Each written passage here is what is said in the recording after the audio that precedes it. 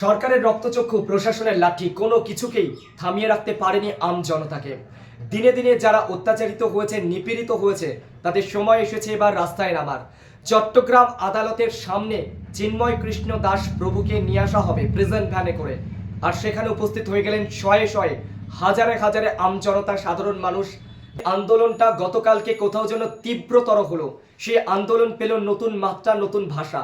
চিন্ময় কৃষ্ণদাস প্রভু একজন সাধারণ গৈরিকী বসন পরা এক সাধারণ হিন্দু সৈনিক, হিন্দু সন্ন্যাসী, হিন্দু সাধু।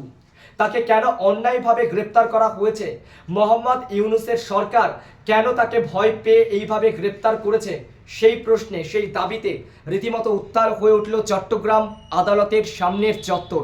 শয়ে শয়ে, হাজারে হাজারে আমজনতা চারিদিক থেকে ঘিরে দাঁড়িয়ে থাকলো। চিন্ময় কৃষ্ণ দাস প্রভুকে হয়তো এখনই নিয়ে আসা হবে, সেই দাবিতে সকাল থেকে কার্যত দিনভর উত্তপ্ত থাকলো চট্টগ্রাম আদালতের সামনে।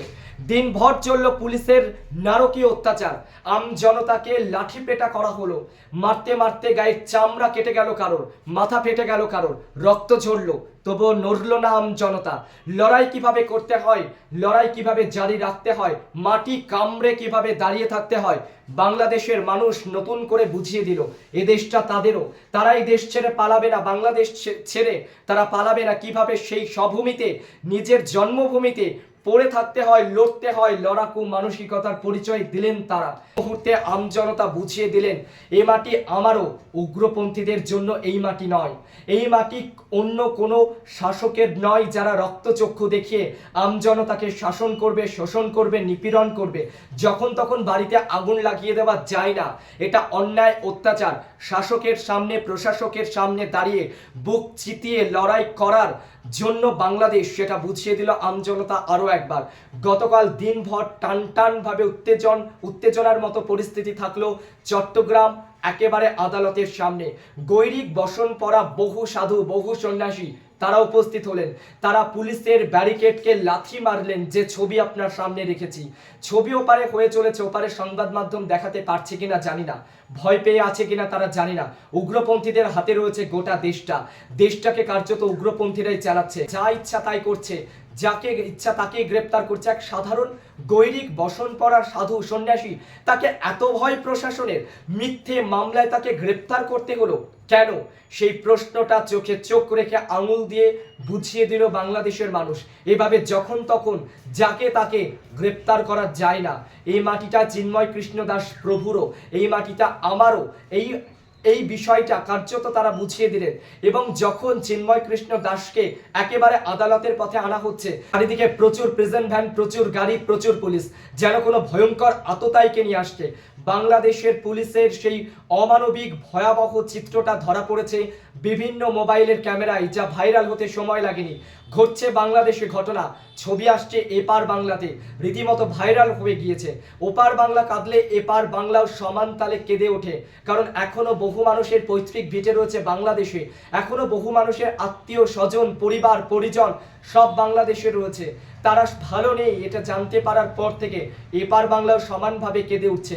আর সেই ছবিগুলো যা হাড় হিম করার মতো ছবি, যেখানে দেখা যাচ্ছে চিন্ময় কৃষ্ণ দাস প্রভু, একজন নিরীহ সাধারণ মানুষ, একজন সাধারণ গৈরিক বসন পরা হিন্দু সৈনিক, সন্ন্যাসী, সাধু, তিনি যখন প্রেজেন্ট ভ্যানের ভেতর থেকে ভিক্টরি সাইন দেখালেন এভাবে, তখন কার্যত বাংলাদেশ যেন নতুন করে জ্বলে উঠল। আমজনতা যারা রাস্তায় দাঁড়িয়েছিলেন, তাদের আন্দোলনের মাত্রা আরো বৃদ্ধি পেল। পুলিশ মারছে, লাঠিচার্জ করছে, লাঠিপেটা করছে, পুলিশ রক্ত ঝরাচ্ছে, মারতে মারতে মেরে ফেলছে পুলিশ, কিন্তু আমজনতা সেখান থেকে নড়েনি, সরেনি। আর তার মাঝখান থেকে উগ্রপন্থীরা, তারাও কার্যত আমজনতাকে একেবারে মারার জন্য, হিন্দুদেরকে মারার জন্য তারাও রাজপথে উপস্থিত হয়েছিল। কিন্তু কিছুতেই দমেনি, কিছুতেই নড়ানো যায়নি।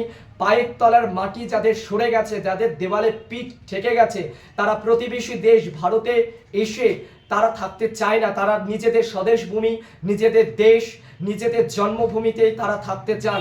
সেটা কোথাও যেন আরে বহরে মোহাম্মদ ইউনূসকে যেমন বুঝিয়ে দিয়েছে, তার পাশাপাশি প্রশাসনকেও চোখে আঙুল দিয়ে বুঝিয়ে দিয়েছে। যে ছবিগুলো ভাইরাল হয়েছে তার মধ্যে অন্য একটি ছবি, যেখানে দেখা যাচ্ছে এক সাধু কার্যত নিজের গৈরিকি বসন পরা অবস্থাতেই পুলিশের যে গাড়ি রয়েছে, পুলিশের যে ব্যারিকেড রয়েছে, সেখানে কার্যত লাথি মারছেন, তিনি পদাঘাত করছেন, তিনি বুঝিয়ে দিচ্ছেন যে আমজনতা, সাধারণ মানুষকে এইভাবে কখনো আটকে রাখা যায় না। তারা পথে নামবেন, তারা পথে নেমেছেন। এবং এক সাধারণ মানুষ, সাধারণ সৈনিক, সাধারণ সাধু, এই চিন্ময় কৃষ্ণদাস প্রভু, তাকে এত ভয়, তিনি লড়ছিলেন আম জনতার জন্য। তিনি কোনো আততায়ী নন, তার হাতে কোনো আগ্নেয়াস্ত্র নেই। তাকে নিয়ে যাওয়ার জন্য চারিপাশে পুলিশ, শয়ে শয়ে, হাজারে হাজারে বহু পুলিশকে দেখা গেল, এবং সেই সঙ্গে অগুন্তি পুলিশ বাহিনীকে দেখা গেল যারা চিন্ময় কৃষ্ণদাস প্রভুকে আদালতের ভেতরে নিয়ে যাচ্ছে। সেই সব ছবিগুলো ভাইরাল হয়েছে। মোহাম্মদ ইউনূস পিছু হটেছেন। শেষ পাওয়া খবর পর্যন্ত যেটা জানা যাচ্ছে, মোহাম্মদ ইউনূস গতকাল রাত্রে এই সাধুকে, সন্ন্যাসীকে, তাকে তার প্রসাদ খেতে দিয়েছেন, তার পুলিশ প্রসাদ খেতে দিয়েছেন, এবং তাকে তার গৈরিকে যে বসন, সেই বসনটাও দিয়েছে, এমনটাই কিন্তু খবর পাওয়া যাচ্ছে। আর তারপর ভারতবর্ষের তরফ থেকে, বিদেশ মন্ত্রকের তরফ থেকে কড়া বার্তা গেছে গতকালকে।